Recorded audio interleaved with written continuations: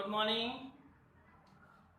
जो मैकेनिक्स का पीछे हम लोग वीडियो देखे हैं उसमें हम आपको न्यूटन्स लॉ जो पूरा डिफाइन करके बताए थे। न्यूटन्स लॉ के टाइप हो गए थे और उनकी जो रेफरेंस और नॉन रेफरेंस फ्रेम थे, ये सारी चीज़ें हम लोग पिछले वीडियो में डिस्कस कर लिए थे। तो अब इस नेक्स्ट वीडियो में हम आपको बताए थे कि हम अब यहाँ से स्टार्ट करेंगे कि न्यूटन्स लॉ के एप्लीकेशंस क्या क्या है। जो न्यूटन्स लॉ का मेनली जो हम लोग का देखिए फर्स्ट लॉ जो था वो क्या था हमारा कि इनर्शिया मीन्स फर्स्ट लॉ को ही हम लोग बोलते हैं लॉ ऑफ इनर्शिया। बॉडी हमारी रेस्ट पे है मीन्स उसकी एक अपनी पर्सनल प्रॉपर्टी हर एक बॉडी की होती है। ये हमारी पर्सनल प्रॉपर्टी किस में शो होती है? फर्स्ट लॉ में। सेकेंड लॉ जो हम लोग देखे थे तो सेकेंड लॉ में क्या था? Change in momentum. तो जो rate of change in momentum था इसमें भी हम लोग दो कंडीशन पढ़े थे कि फर्स्ट कंडीशन में था कि जो फार्मूला मिला था F इक्वल टू dp/dt, तो फर्स्ट एक दो कंडीशन आए। फर्स्ट में क्या था हमारा? मास अगर कांस्टेंट हो गया, तो मास अगर कांस्टेंट है तो इस समय हम लोग फार्मूला क्या निकाले थे? F equal to ma। पीछे हम आपको इसको बता दिए थे कैसे ये पूरा आया था। दूसरा देखिए, अगर इसमें वेलोसिटी कांस्टेंट है तो वेलोसिटी कांस्टेंट होने पर F इक्वल टू आ गया हमारा v dm/dt। तो दोनों फार्मूलों का सबसे मेनली यूज क्या हमारा करना है? अभी टोटल हम लोग जो ये कॉन्सेप्ट पढ़ रहे हैं ये टोटल हम लोग एक स्मूथ सरफेस को लेके चल रहे हैं। मीन्स इस पे जो भी अपोज लगना है वो किसके थ्रू लगना है? सिर्फ सूडो के थ्रू लगना है। अब आप जानिए जो इन फार्मूलों के यूज है, इसका यूज ही सबसे इंपॉर्टेंट है जो आपको पूरे मैकेनिक्स में इसका यूज करना है। तो आप ये जान लीजिए, अगर बॉडी का मास कांस्टेंट है, मास में कोई चेंजिंग नहीं हो रही है, तो हमेशा हम लोग फार्मूला क्या यूज करेंगे? ma यूज करेंगे। और मास में अगर चेंजिंग होगी, हम आपको बताए थे जैसे रॉकेट का केस हो गया, तो रॉकेट में क्या होता है? मास कंटिन्यू चेंज होते रहते हैं। तो अगर मास में बॉडी के चेंजिंग आती है तो वही फोर्स अगर हमें फाइंड करना है तो फोर्स के लिए क्या यूज करेंगे? F equal to v dm/dt। तो फर्स्ट अभी हम लोग यहाँ देखते हैं कि जो हमारा F इक्वल टू ma है, ये हम लोग किसी भी स्मूथ सरफेस के लिए कैसे इस फार्मूले का यूज करते हैं। तो आप थोड़ा सा इसके कॉन्सेप्ट को क्लियर करिए कि हमारा ये सेकेंड लॉ जो न्यूटन सेकेंड लॉ है, इनके एप्लीकेशंस हम लोग यूज कैसे करेंगे। देखिए, जो किसी भी एक सिंपल बॉडी को अगर हम लोग ले लें, एक फोर्स अप्लाई करते हैं F। इस फोर्स अप्लाई करने पर एक एयर में बॉडी को अपोज करने वाला एक फोर्स होता है, उसी फोर्स को बोलते हैं हम लोग ma। ठीक, और ma का ही दूसरा नाम हम लोग कहते हैं इसी को सूडो फोर्स। देखिए सूडो फोर्स है क्या? इसी सूडो फोर्स का जो मेन हिंदी बोलेंगे इसको बोलते हैं आभासी बल। मींस एक ऐसा फोर्स किसी बॉडी पर अप्लाई होता है जो ऑलरेडी अप्लाई तो है मगर वो दिखता नहीं है। तो इसी फोर्स को जो कंटिन्यू एक मूविंग बॉडी पर अप्लाई होता है, उसी बॉडी को फोर्स को हम लोग क्या कहते हैं? ma कहते हैं।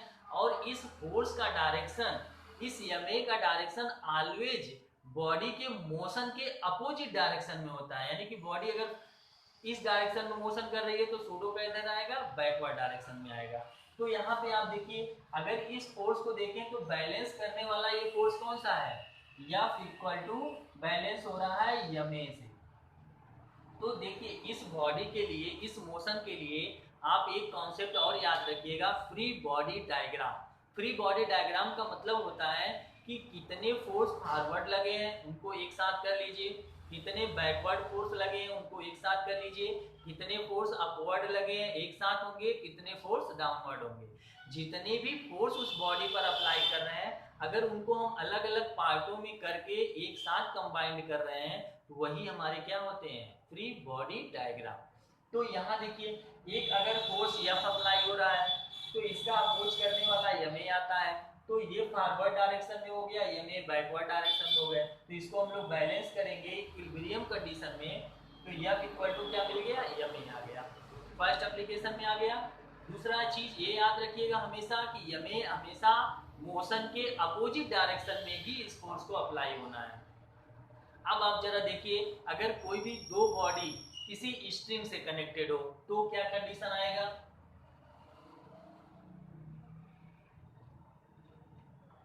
देखिए सिंपल है, अगर एक बॉडी हम लोग ले लेते हैं, इसको एक स्ट्रिंग से कनेक्ट कर दिए, इस पर फोर्स F अप्लाई किए, मास इसका m1 है, इसका मास क्या है m2 है, तो आप सिंपल देखिए फोर्स तो हम इस बॉडी पर लगा रहे हैं, अगर ये बॉडी ना होती तो ये फ्री ऐसे मूव कर जाती इतने फोर्स से, सूडो बैकवर्ड लगता, लेकिन इसके कनेक्ट होने की वजह से इसके मोशन में कुछ अपोज होगा, और वो अपोज करने वाला फोर्स कौन होगा? इस स्ट्रिंग में जो क्या क्रिएट हो जाएगा? टेंशन, और वही टेंशन जो इसमें क्रिएट होगा इनका अपोज करने के लिए, वही टेंशन इनको फॉरवर्ड डायरेक्शन में ले जाने के लिए अप्लाई होगा। तो इस बॉडी को कौन सा फोर्स ले जाएगा? टेंशन T ले जाएगा, जितना स्ट्रिंग में टेंशन आएगा वही उसको मोशन कराएगा, और इसका अपोज करने वाला कौन होगा? ये टेंशन होगा। अब आप यहाँ देखिए free body diagram for M1 body के लिए, तो M1 को अगर हम लोग देखें तो एक फोर्स लग रहा है फॉरवर्ड डायरेक्शन में, ये फोर्स हो गया, इसका अपोज करने वाला फोर्स पीछे कौन है? टेंशन T है, और सूडो फोर्स ऑलरेडी कोई भी बॉडी अगर मोशन में आ जाती है तो याद रखिएगा हमेशा सूडो श्योर अप्लाई उस पर होगा, और सूडो का डायरेक्शन किधर होगा? बैकवर्ड डायरेक्शन में होगा। तो इधर हम लोग का एक सूडो फोर्स लग गया M1 × A, तो एक फोर्स इस डायरेक्शन में हुआ, दो फोर्स अपोजिट हो गए, तो F = T + M1 × A, ये हमारा आ गया इक्वेशन फर्स्ट। दूसरा देखिए फॉर M2 बॉडी के लिए अगर हम लोग देखें तो एक फोर्स इसको आगे की ओर लेके जा रहा है टेंशन T, तो अपोज करने वाला कौन होगा? M2 × A, ये फोर्स इसका अपोज करेगा। तो यहाँ बैलेंस कैसे हो रहा है? तो T = हमारा हो गया M2 × A, इक्वेशन आ गई ये सेकेंड। अब अगर हम लोग फर्स्ट और सेकेंड से देखें तो इस बॉडी स्ट्रिंग में कितना टेंशन क्रिएट हो रहा है ये भी फाइंड कर सकते हैं, कितना इसका एक्सीलेशन हो रहा है ये भी फाइंड कर सकते हैं। तो आप देखिए by first and second, first और सेकेंड से, तो F = T + M1 × A, T की वैल्यू यहाँ पुट कर दीजिए, तो F = आ गया M2 A + M1 A, तो यहाँ से एक्सीलेशन कितना मिल गया? A M1 + M2, यानी कि A = आ गया F/M1 + M2, इतना तो हमारे टेंशन क्रिएट एक्सीलेशन आ गए। टेंशन फाइंड करना होगा, इसमें कितना टेंशन, इसमें टेंशन क्रिएट होगा, तो सेकेंड इक्वेशन पे आ जाइए, by second T = M2 × A, तो T = M2, A की वैल्यू आप पुट कर दीजिए F/M1 + M2, यहाँ से हमको मिल जाएगा कितना स्ट्रिंग में टेंशन होगा।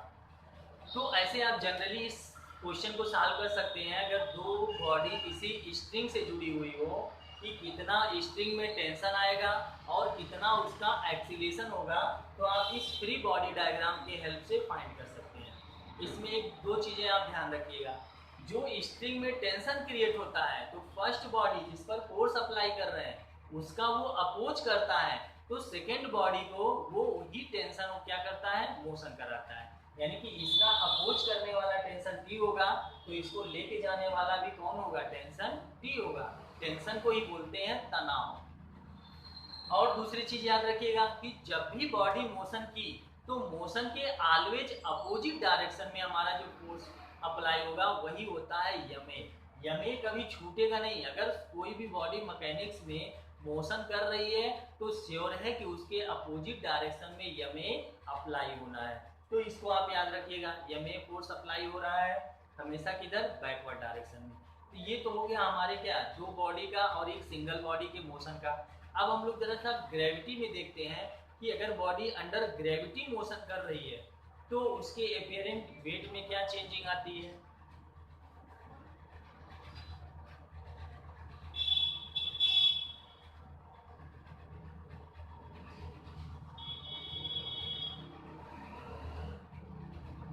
देखिए अगर अंडर ग्रेविटी चलेंगे तो अगर ये बॉडी, दो बॉडी हम लोग लेते हैं, ये सपोज कर लीजिए डाउन अपवर्ड मोशन कर रही है ये बॉडी, ये डाउनवर्ड है। अगर ये डाउनवर्ड मोशन कर रही है तो देखिए जब बॉडी अपवर्ड जा रही है तो सूडो किधर चला आया, अगर बॉडी का मास यम है तो सूडो हमारा यम ए डाउनवर्ड आ गया। ये बॉडी डाउनवर्ड मोशन कर रही है तो सूडो हमारा कहाँ चला गया, यम ए या अपवर्ड चला गया। वेट तो इनका डाउनवर्ड यम जी तो अप्लाई ही होना है, ये भी इसका भी वेट यम जी अप्लाई ही डाउनवर्ड होगा। अब यहाँ आप सिंपल देखिए, जो इसका अपीयरेंट वेट होगा,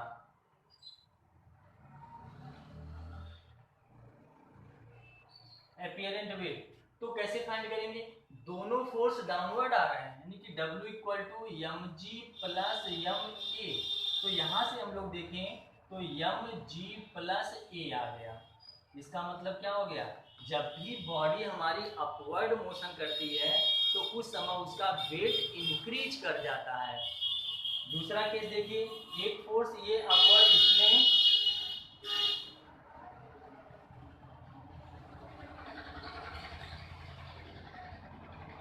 अपीयरेंट वेट W इक्वल टू यहाँ क्या मिला, एक फोर्स अपवर्ड है दूसरा फोर्स डाउनवर्ड है, एम जी नीचे आ रहा है तो M G minus M A, तो W इक्वल टू आ गया एम जी माइनस ए। तो इस कंडीशन में क्या हो रहा है, बॉडी का वेट हमारा डाउन हो जा रहा है। तो इस केस में अगर बॉडी अपवर्ड मोशन कर रही है तो वेट हमारा क्या होगा, इंक्रीज करेगा। और इस केस में हमारा क्या होता है, वेट डिक्रीज, मतलब यहाँ वेट हमारा क्या करता है, बढ़ जाता है, यहाँ पे वेट हमारा क्या होगा, घट जाता है। वेट बढ़ता है यानी कि भार बढ़ जाता है और यहाँ पे भार घटता है।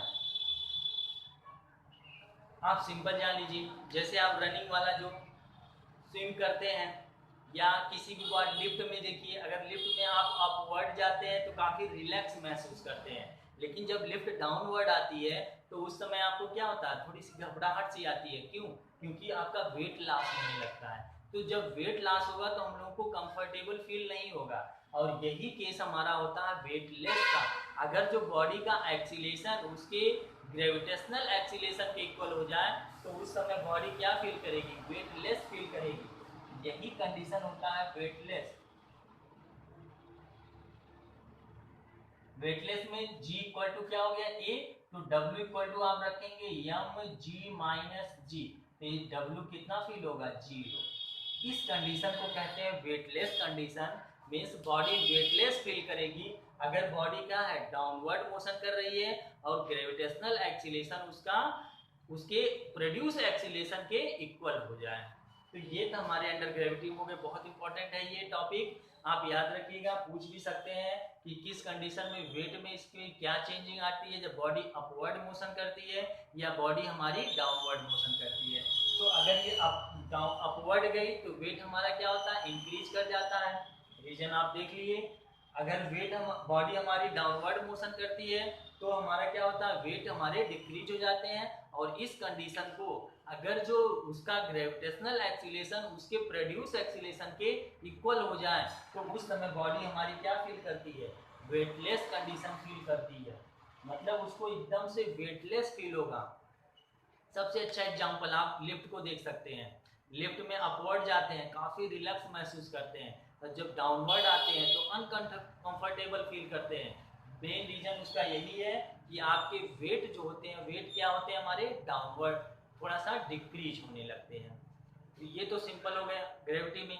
अब देखिए यहाँ से जो क्वेश्चन मेनली आते हैं, आपको जो ग्रेविटी में क्वेश्चन पूछे जाते हैं वो सबसे ज़्यादा पुल्ली केस से पूछे जाते हैं। तो हम आपको एक पुल्ली केस का बताते हैं, कैसे ये न्यूटन्स लॉ हमारे पुल्ली के केस में यूज हो रहे हैं। तो पुल्ली हमारी है क्या, एकदम से स्मूथ पुल्ली होगी।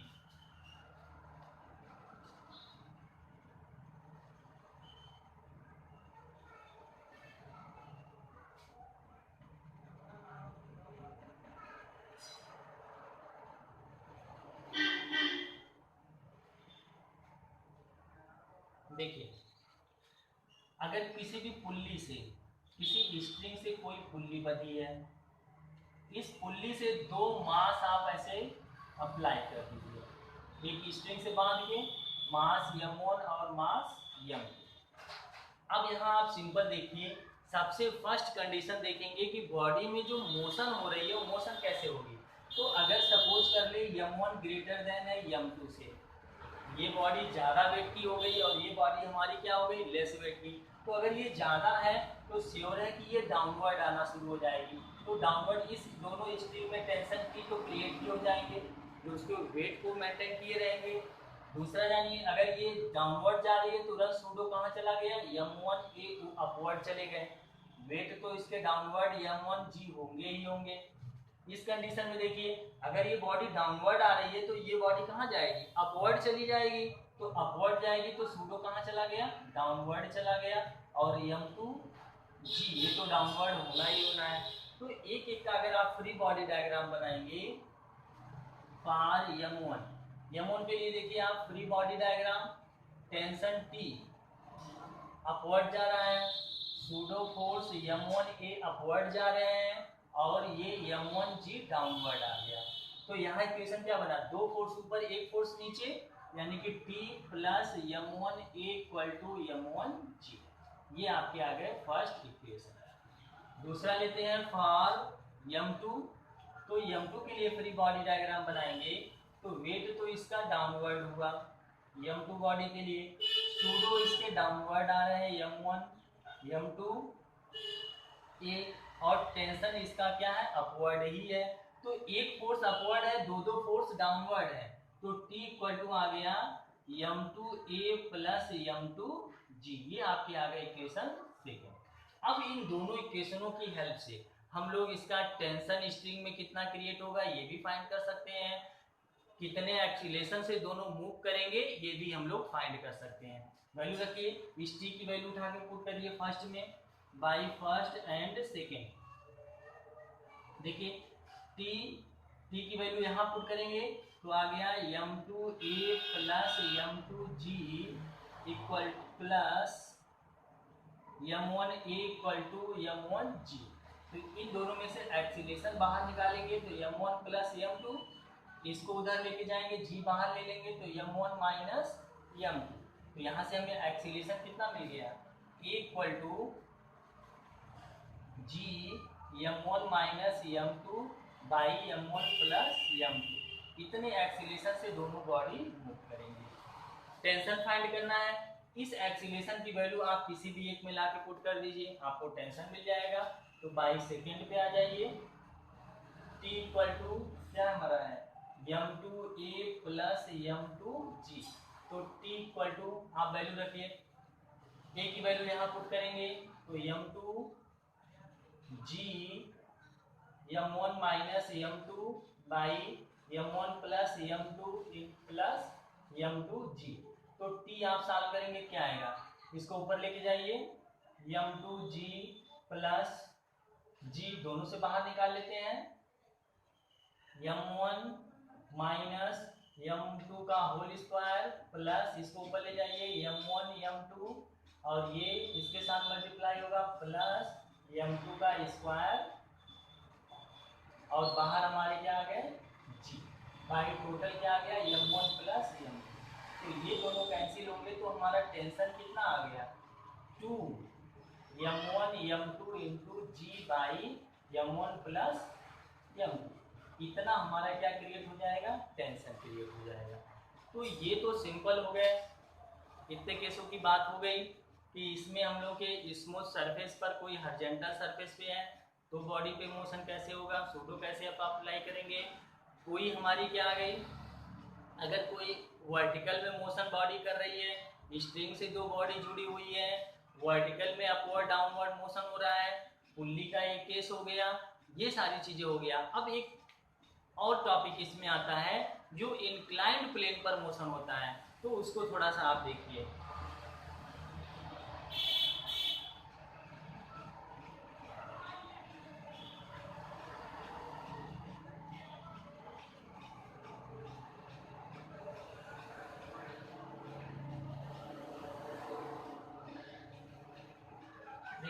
मोशन ऑन इंक्लाइंड प्लेन, किसी भी इंक्लाइंड प्लेन पर अगर ये थीटा एंगल का है, कोई बॉडी यहाँ पे रखी है, इसमें कितना एक्सीलेशन क्रिएट होगा।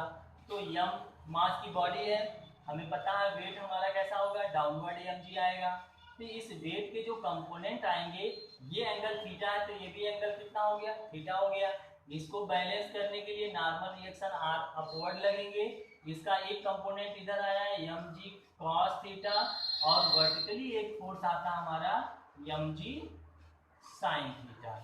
अब देखिए बॉडी अगर डाउनवर्ड मोशन कर रही है, तुरंत हमें पीछे क्या लगाना होगा, सूडो फोर्स ma।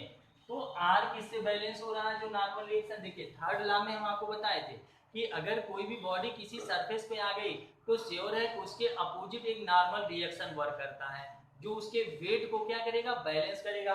तो इस केस में वेट तो ऐसे वर्टिकली होता है, तो इस सरफेस पे जो इंक्लाइंड सरफेस है, इसका जो कंपोनेंट mg cos थीटा आता है, mg cos थीटा को बैलेंस करने के लिए जो हमारा एक नॉर्मल रिएक्शन इस सरफेस से लगेगा r, वो बैलेंस किया जाता है। तो r इक्वल टू क्या हो गया, mg cos थीटा।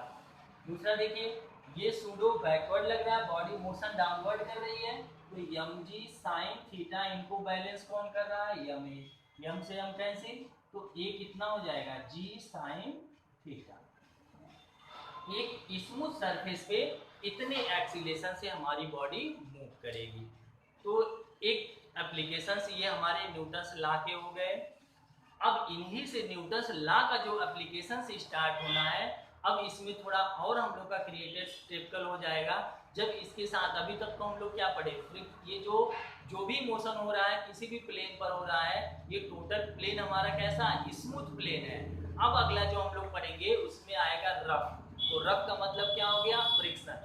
तो अगले टॉपिक पे नेक्स्ट वीडियो में हम लोग नेक्स्ट चैप्टर पे आ जाएंगे, और वो चैप्टर हमारा होगा फ्रिक्शन। तो इसको आप लोग क्लियर कर लीजिएगा।